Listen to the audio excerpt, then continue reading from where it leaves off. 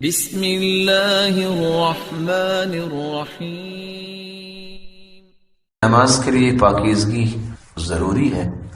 صائب و مناسب یہ ہے کہ غسل نبوی کا بھی طریقہ سمجھ میں آئے کہ رسول اللہ صلی اللہ علیہ وسلم غسل کیسے کیا کرتے تھے۔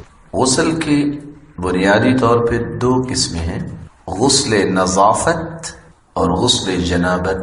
غسل نظافت روزمرہ زندگی میں انسان 1 2 3 4 مرتبہ بھی غسل کر سکتا ہے، اور عموماً اسی غسل کو ہی ہر بڑا چھوٹا اپنی صحت کا راز بھی سمجھتا ہے۔ اور دوسرا غسل جنابت کسی سبب پر موقوف ہے۔ تو آئیے غسل کسے کہتے ہیں سمجھتے ہیں، اس کا اصطلاحی معنی کیا ہے اور اس کا طریقہ کیا ہے۔ الغسل یہ غسل یغسل سے مصدر ہے جس کا مطلب ہے دھونا۔ غسل الاعضاء جسم کے اعضاء کو اچھی طرح دھونا، یہ غسل کہلواتا ہے۔ عربی زبان میں کہا جاتا ہے اغتسل بالماء، فلاں شخص نے پانی کے ساتھ غسل کیا، وہ نہایا۔ غسل الشیء پانی سے میل کچیل کو دور کرنا۔ تو غسل کرتے وقت بھی انسان اپنے جسم کو پاک صاف کرتا ہے، ہر قسم کے میل کچیل اور علائشیں دور کرتا ہے۔ اس لیے الغسالہ عربی زبان میں کپڑے دھونے والی مشین کو کہتے ہیں، اور الغسال دھوبی کو کہتے ہیں جو کپڑوں کو دھونے کا کام کرتا ہے۔ اصطلاحی اعتبار سے غسل کہتے ہیں جریان الماء علی الاعضاء بالدلک، جریان الماء پانی کا بہانا، علی الاعضاء اعضائے جسم پر، بالدلک نظافت کے لیے اسے ملنا۔ رسول اکرم صلی اللہ علیہ وسلم کیسے غسل کیا کرتے، اس میں چند بنیادی باتوں کو بھی شامل کیا گیا۔ غسل کے طریقے میں سب سے پہلے بیت الخلاء میں داخل ہوتے وقت دعا پڑھنا۔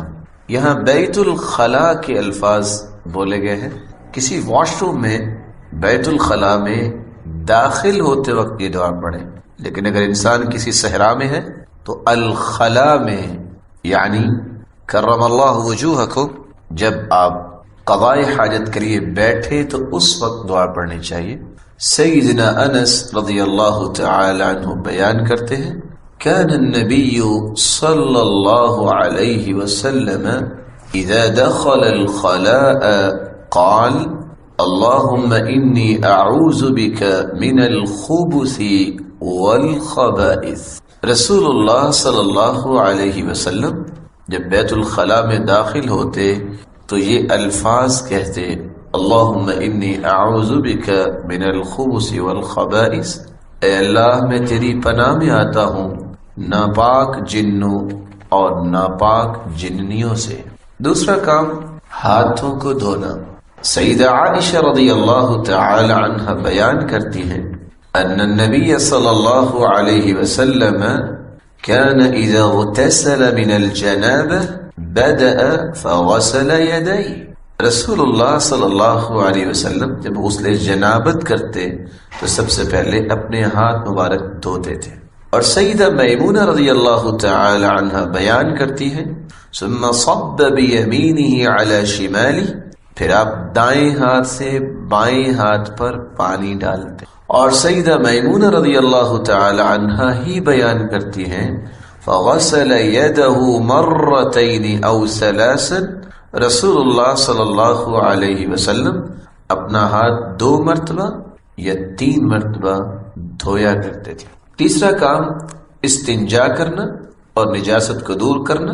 ان اللہ لا یستحی من الحق، سیدہ میمونہ رضی اللہ تعالی عنہ بیان کرتی ہے وغسل فرجہ وما اصابہ من الاذى، رسول اللہ صلی اللہ علیہ وسلم اپنی شرمگاہ کو دھویا کرتے اور جو نجاست لگی ہوتی اس کو بھی دھویا کرتے۔ چوتھا کام ہاتھوں کو مٹی پر رگڑنا۔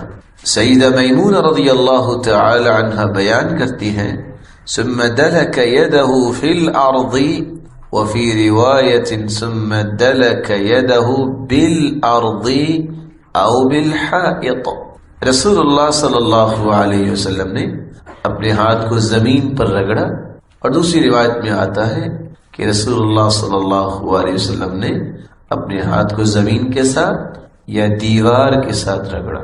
5واں کام، پھر اس مٹی کو لگانے کے بعد دوبارہ سے ہاتھوں کو دھویا جائے۔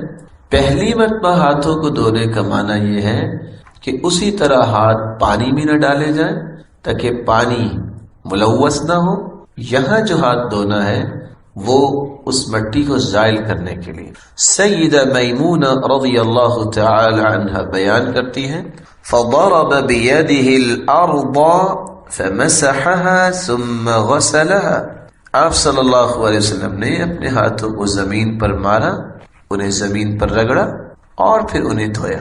چھٹی بات سمجھنے والی یہ ہے مناسب پانی استعمال کیا جائے اور پانی کے استعمال میں اسراف نہ کیا جائے۔ سیدنا انس رضی اللہ تعالی عنہ بیان کرتے ہیں كان النبي صلى الله عليه وسلم يتوضأ بالمد ويغتسل بالصاع إلى 5 أمداد، رسول اللہ صلی اللہ علیہ وسلم ایک مد کے ساتھ وضو کرتے جس کی مقدار 9 ٹانک ہے، اور ایک صاع اور 5 مد کے ساتھ غسل کر لیا کرتے، اور صاع کا وزن جو ہے 2 کلو 11 ٹانک، تو اتنے قلیل پانی میں آپ وضو بھی کرتے اور غسل بھی کیا کرتے۔ اگرچہ روایت میں مقال ہے جو بیان کی جاتی ہے وَلَوْ عَلَى نَهْرٍ جَارٍ، جاری نہر پہ بھی کوئی بیٹھا ہو اس کو وہاں بھی پانی کو ضائع نہیں کرنا چاہیے، وہاں پانی کے ضیاع سے بھی بچایا اور وقت کے ضیاع سے بھی بچایا، اور شاید کہ بات یہی سمجھ آتی ہے کہ اپنے وقت کو ضائع نہیں کرنا چاہیے۔ 7واں کام وضو کرنا۔ سیدہ عائشہ رضی اللہ تعالی عنہ بیان کرتی ہیں ثم يتوضأ كما يتوضأ للصلاة، پھر رسول اللہ صلی اللہ علیہ وسلم وضو کرتے جس طرح نماز کے لیے وضو کرتے۔ اور سیدہ میمونہ رضی اللہ تعالی عنہ بیان کرتی ہیں توضأ رسول اللہ صلی اللہ علیہ وسلم وضوءه للصلاة غیر رجلئی، آپ صلی اللہ علیہ وسلم نے وضو کیا جس طرح نماز کے لیے وضو کرتے سوائے پاؤں کے، یعنی پاؤں کو دھویا نہیں۔ اور سیدنا عبداللہ ابن عمر رضی اللہ تعالی عنہ بیان کرتے ہیں کہ انہو غسل قدمیہ بعدما جف وضوءہ، انہو غسل قدمیہ بعدما جف وضوءہ، آپ صلی اللہ علیہ وسلم وضو کا پانی خشک ہو جانے کے بعد دونوں پاؤں کو دھوتے۔ ان دونوں روایات کے لیے ایک نوٹ لکھیے، رسول اللہ صلی اللہ علیہ وسلم کی زوجہ مطہرہ صدیقہ بنت الصدیق عائشہ رضی اللہ تعالی عنہ اور سیدہ میمونہ رضی اللہ تعالی عنہ، ان دونوں کی روایات مختلف ہیں۔ وہ کہتی ہیں کہ وضو ایسے کیا جیسے نماز کے لیے، اور نماز کے لیے جب انسان وضو کرتا ہے تو پاؤں بھی دھوتا ہے۔ اور سیدہ میمونہ رضی اللہ تعالی عنہ فرماتی ہیں کہ انہوں نے پاؤں نہیں دھوئے۔ اور صحابی عبداللہ ابن عمر کہتے ہیں کہ جب وضو کا پانی خشک ہو گیا تب پاؤں کو دھویا۔ ان تینوں روایات کو جمع کیسے کیا جائے گا؟ جس طرح سیدہ عائشہ نے دیکھا انہوں نے اس طرح بیان کیا، جس طرح سیدہ میمونہ اور عبداللہ ابن عمر نے دیکھا انہوں نے اس طرح بیان کیا۔ کیوں ایسا بیان کیا؟ اگر تو جگہ صاف ستھری ہے جیسے آج کل ٹائلنگ ہے اور تو آپ اسی وقت ہی اپنے پاؤں کو دھو سکتے ہیں، لیکن اگر چھینٹے اڑنے کا ڈر ہے جیسا کہ رسول اللہ صلی اللہ علیہ وسلم نے جب پاؤں کو آخر میں دھویا تو وہاں سبب بھی یہ تھا کہ ان پاؤں پہ دوبارہ چھینٹے پڑیں گی، ان کو آخر میں ہی دھویا۔ 8واں کام انگلیوں کو پانی میں ڈبونا۔ سیدہ عائشہ رضی اللہ تعالی عنہ بیان کرتی ہے ثم يدخل اصابعه في الماء، پھر رسول اللہ صلی اللہ علیہ وسلم اپنی انگلیوں کو پانی میں داخل کرتے، اور پھر 9واں کام بالوں کی جڑوں میں پانی داخل کرنا۔ سیدہ عائشہ رضی اللہ تعالی عنہ بیان کرتی ہیں فیخلل بها اصول الشعر، رسول اللہ صلی اللہ علیہ وسلم نے بالوں کی جڑوں میں اچھی طرح خلال کیا۔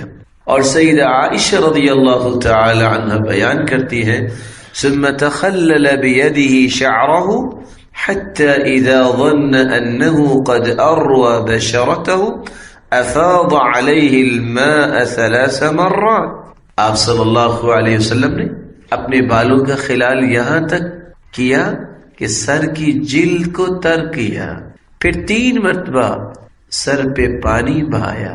10ویں چیز 3 چلو پانی سر پہ ڈالنا، پہلے انگلیوں کے ساتھ خلال، اور ساتھ ہی اس میں تذکرہ آ گیا کہ 3 مرتبہ اپنے سر پہ ڈالا جائے۔ اسی کی وضاحت 3 چلو پانی لیا اور اس کو سر پہ ڈالا۔ سیدہ عائشہ رضی اللہ تعالی عنہ بیان کرتی ہے ثم يصب على رأسه 3 غرف بيده، آپ صلی اللہ علیہ وسلم نے 3 چلو پانی اپنے سر پہ بہائے۔ اور سیدہ عائشہ رضی اللہ تعالی عنہ بیان کرتی ہیں تفصیلی روایت، كان اذا اغتسل من الجنابہ، آپ جب جنابت کا غسل فرماتے، بدأ فغسل يديه، تو آپ سب سے پہلے اپنے ہاتھوں کو دھوتے، ثم يتوضأ، پھر وضو کرتے، كما يتوضأ للصلاة، جیسے نماز کے لیے وضو کرتے، ثم يدخل اصابعه في الماء، پھر آپ اپنی انگلیوں کو پانی میں داخل کرتے، بھگوتے، فيخلل بها اصول شعره، اور اپنے بالوں کی جڑوں کا خلال کرتے، ثم يصب على رأسه 3 غرف بيديه، پھر آپ صلی اللہ علیہ وسلم اپنے سر پر 3 چلو ڈالتے۔ 11واں پہلو جسم کی دائیں اور پھر بائیں جانب پانی بہانا۔ سیدہ عائشہ رضی اللہ تعالی عنہ بیان کرتی ہیں جب ہم میں سے کسی کو جنابت لاحق ہوتی تو 3 بار سر پہ پانی ڈالتی، ثم تأخذ بيدها على شقها الأيمن وبيدها الأخرى على شقها الأيسر، پھر وہ پانی لے کر دائیں جانب بہاتی اور دوسرے ہاتھ کے ساتھ بائیں جانب بہاتی۔ 12واں پہلو مکمل جسم پر پانی بہانا۔ سیدہ عائشہ رضی اللہ تعالی عنہ بیان کرتی ہے ثم يفيض الماء على جلده كله، پھر آپ صلی اللہ علیہ وسلم اپنے پورے جسم پر پانی بہاتے ہیں۔ اور 13واں پہلو جو ہم نے وہاں مستثنا قرار دیا تھا کہ پاؤں کو چھوڑا جائے، پاؤں کو آخر میں دھونا۔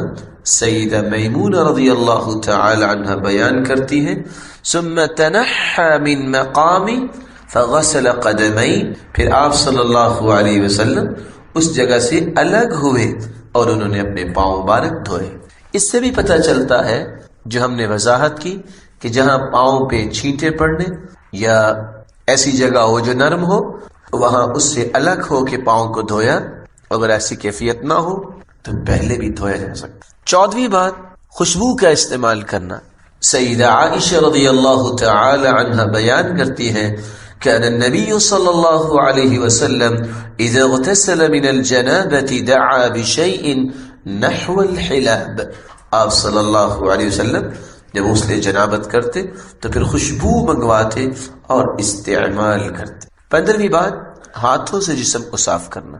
سیدہ میمونہ رضی اللہ تعالی عنہ بیان کرتی ہے فناولته ثوبا، جب آپ غسل سے فارغ ہوئے میں نے آپ کو کپڑا دیا، فلم یأخذہ، تو آپ صلی اللہ علیہ وسلم نے اسے لیا نہیں، فانطلق وهو ينفض بيديه، آپ چلتے جا رہے تھے اور اپنے ہاتھ مبارک سے اپنے جسم سے پانی کو جھاڑتے جا رہے تھے۔ بلکہ سیدہ میمونہ رضی اللہ تعالی عنہ بیان کرتی ہیں ثم اتي بمندیل فلم ينفض بها، آپ صلی اللہ علیہ وسلم کے پاس تولیہ لایا گیا تو آپ صلی اللہ علیہ وسلم نے اس تولیے کے ساتھ اپنے جسم اطہر کو خشک نہیں کیا۔ وفی روایت، اور ایک دوسری روایت کے الفاظ ہیں فأتیتہ بخرقۃ فلم یردها، میں آپ کے لیے ٹاول لے کے آئی لیکن آپ نے اسے پسند نہیں فرمایا۔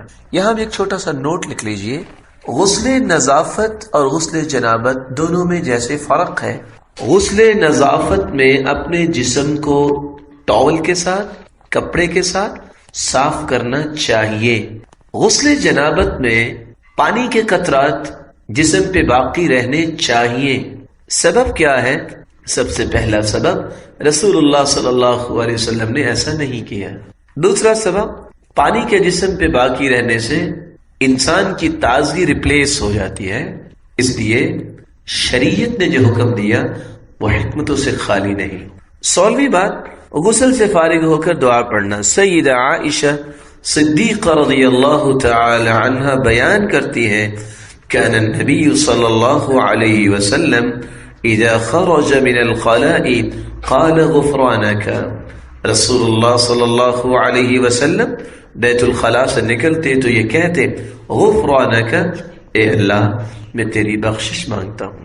اور سیدنا عقبہ بن عامر رضی اللہ تعالی عنہ بیان کرتے ہیں رسول اللہ صلی اللہ علیہ وسلم نے فرمایا تم میں سے کوئی شخص بھی جب مکمل وضو کرے پھر وضو سے فارغ ہو کر اشہد ان لا الہ الا اللہ وان محمدا عبدہ ورسولہ اللہم اجعلنی من التوابین واجعلنی من المتطہرین یہ الفاظ کہتا ہے تو اس کے لیے جنت کی 8 دروازے کھول دیے جائیں گے، جس دروازے سے چاہے قیامت کے دن جنت میں داخل ہو جائے۔ یہاں تک غسل کے مسائل مکمل ہوئے۔ یہاں 3 باتیں غسل نظافت اور غسل جنابت کے فرق میں لکھ لیں۔ وضو کی بات آئی، غسل نظافت ہو یا غسل جنابت ہو، دونوں غسلوں میں وضو کر لینا چاہیے۔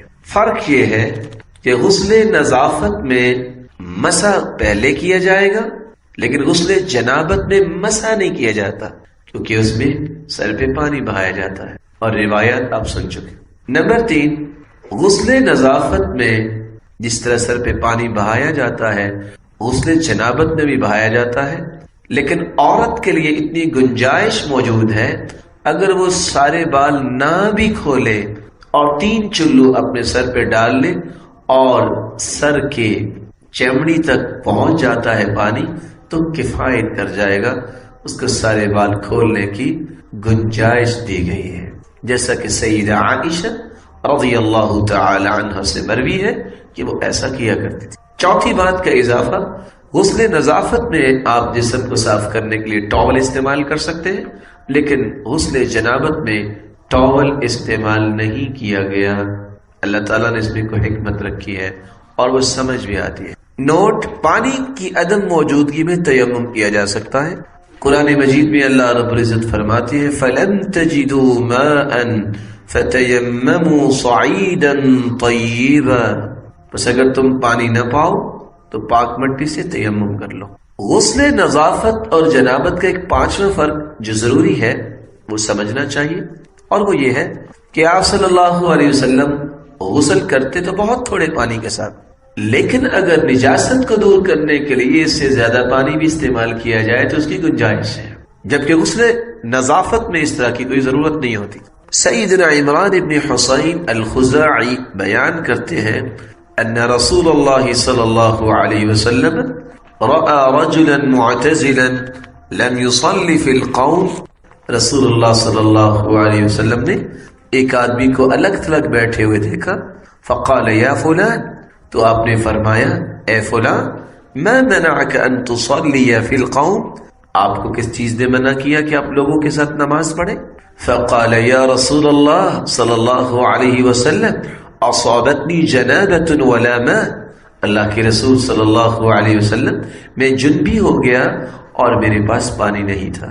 قال علیک بالصعید فانه یکفیک، آپ کے لیے تو مٹی کافی تھی، تم مٹی کو لے لیتے، وہ تمہارے لیے کافی ہو جانی تھی، یعنی آپ تیمم کر لیتے۔ دوسرا نوٹ، زوجین اکٹھے غسل کر سکتے ہیں۔ سیدہ عائشہ صدیقہ رضی اللہ تعالی عنہ بیان کرتی ہیں ان اللہ لا یستحی من الحق كنت اغتسل انا والنبي صلی اللہ علیہ وسلم من اناء واحد من قدح يقال له الفرق، میں اور رسول اللہ صلی اللہ علیہ وسلم ایک ہی برتن میں جو پانی ہوتا اس سے غسل کیا کرتے، جو بڑے پیالے کی طرح تھا، جسے ٹب کہا جاتا ہے، جس میں 6 کلو اور 12 چھٹاک پانی کی گنجائش ہوتی ہے، تو گویا 7 کلو پانی سے 2 لوگ غسل کرتے۔ تیسرا نوٹ، زوجین ایک ہی ٹب سے پانی لے سکتے ہیں۔ سیدہ عائشہ رضی اللہ تعالی عنہ فرماتی ہیں كنت اغتسل انا والنبي صلی اللہ علیہ وسلم من اناء واحد تختلف ایدینا فی، میں اور رسول اللہ صلی اللہ علیہ وسلم ایک ہی برتن سے غسل کرتے اور ہمارے ہاتھ باری باری اس برتن میں جاتے۔ اور سیدنا عبداللہ ابن عباس رضی اللہ تعالی عنہ بیان کرتے ہیں ان النبی صلی اللہ علیہ وسلم ومیمونۃ كان يغتسلان من اناء واحد، اللہ کے رسول صلی اللہ علیہ وسلم اور سیدہ میمونہ رضی اللہ تعالی عنہ دونوں ایک ہی برتن سے پانی لے کر غسل فرمایا کر۔ چوتھا نوٹ، جنبی وضو کر کے سو سکتا ہے۔ سیدنا عبداللہ ابن عمر رضی اللہ تعالی عنہ فرماتے ہیں کہ عمر رضی اللہ تعالی عنہ نے رسول اللہ صلی اللہ علیہ وسلم سے پوچھا اَيَنَامُ أَحَدُنَا وَهُوَ جُنُبٌ؟ قَالَ نَعَمْ إِذَا تَوَضَّأَ، کیا ہم میں سے کوئی شخص جنابت کی حالت میں سو سکتا ہے؟ فرمایا جی ہاں، جب وہ وضو کر لے۔ لیکن یہاں ایک نوٹ لکھا جائے، رسول اکرم صلی اللہ علیہ وسلم نے فرمایا قیامت کے دن جو عورتیں غسل کو لیٹ کرتی ہیں کرم اللہ وجوہکم، قیامت کے دن انہیں جہنم میں لٹکایا جائے گا چھاتیوں کے بل۔ پانچواں نوٹ، جنبی شخص جنابت کی حالت میں گھر سے باہر اور بازار جا سکتا ہے۔ سیدنا ابو ہریرہ رضی اللہ تعالی عنہ فرماتے ہیں لقینی رسول اللہ صلی اللہ علیہ وسلم وانا جنب فاخذ بیدی فمشیت معه حتى قعد فانسللت فاتیت الرحل فاغتسلت۔ رسول اللہ صلی اللہ علیہ وسلم راستے میں مجھے ملے، میں جنابت کی حالت میں تھا تو آپ نے میرا ہاتھ پکڑ لیا، میں آپ کے ساتھ چلتا رہا یہاں تک کہ آپ صلی اللہ علیہ وسلم بیٹھ گئے، میں چپکے سے کھس گیا اور گھر آ کر غسل کیا، پھر میں دوبارہ آپ صلی اللہ علیہ وسلم کے پاس آیا، آپ بیٹھے ہوئے تھے، آپ نے فرمایا اے ابو ہریرہ تم کہاں تھے؟ تو میں نے عرض کیا کہ میں غسل کرنے گیا تھا، تو رسول اللہ صلی اللہ علیہ وسلم نے فرمایا سبحان اللہ اے ابو ہریرہ ان المؤمن لا ينجس، بے شک مومن نجس نہیں ہوتا۔ تو انسان اگر باوضو ہو جائے تو گھر کے کام کاج، بازار جانا، ملنا جائز ہے، اس میں کوئی قباحت نہیں۔ ان المؤمن لا ينجس، مومن نجس نہیں ہوتا۔